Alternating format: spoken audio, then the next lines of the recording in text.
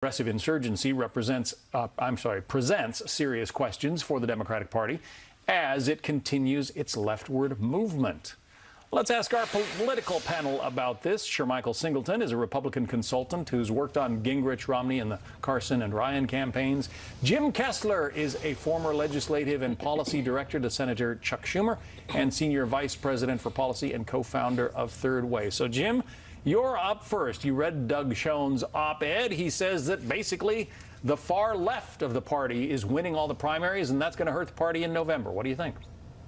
Schoen is wrong. I mean, I am baffled by his piece. I represent the moderate wing of the Democratic Party, and I can tell you I am ecstatic with the way the elections have gone so far, especially the primary elections for House and Senate races and most governor's races. Frankly, I'm a little baffled by the left is winning narrative that is out there right now. I believe what's happened in this election is that the quiet voice in the middle has come back with a vengeance, and we're winning in lots of places: Texas, Kentucky, Arkansas in primaries, in Virginia, in Pennsylvania, in Illinois. So I think it bodes very well for moderates and very well for Democrats going into the 2018 midterms. Shermichael, a lot of people would suggest that those quiet voices in the middle have gone to the Republican side, and that's why Donald Trump won states like Wisconsin and Michigan, Pennsylvania.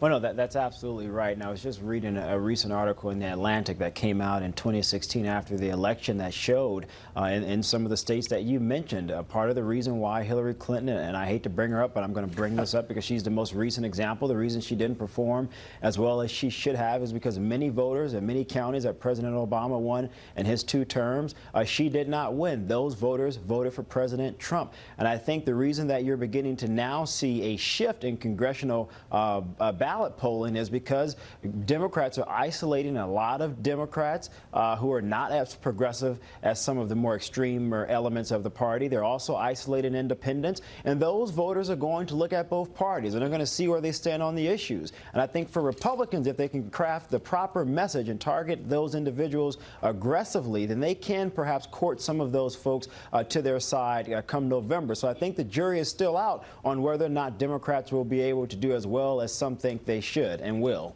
Jim, let's ignore the primaries for a moment, but the Democratic Party came fairly close to nominating a guy who isn't even a Democrat. He's a Democratic socialist, I think is the official title for Bernie Sanders. How do you explain that if the party is so moderate? So, look, there's definitely an argument within the Democratic Party, just like there's an argument within the Republican Party. Bernie Sanders got 43% of the vote. Hillary Clinton got 57% in the primary. I think part of it is some voters are left, and some of it is they just wanted an alternative to Hillary Clinton, and Bernie Sanders was really the only one in the room.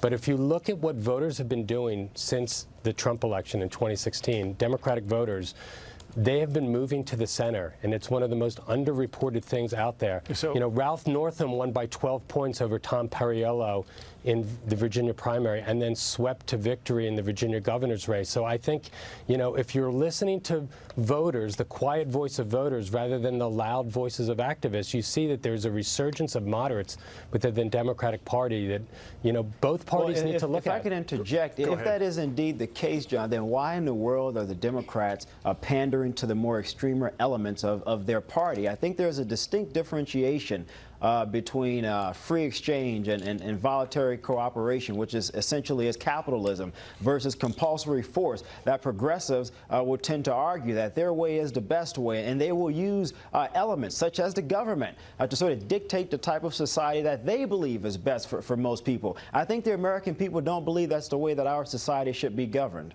It doesn't. So appear. Shermichael, just on that, and I agree with you. I think that their loud voices within the Democratic Party have convinced some candidates, like, you know, to take some very, very radical positions, but voters have been electing the moderates in these primaries, and the folks who are running for president in 2020, they better pay attention because these moderates are winning primaries. You know, they've won, the moderate Democrats have won 8 out of 11 contested primary races in seats where, you know, the race could, the seat could flip from Republican to Democrat, and I think Democrats need to take notice. That quiet voice out there is electing moderate Democrats. But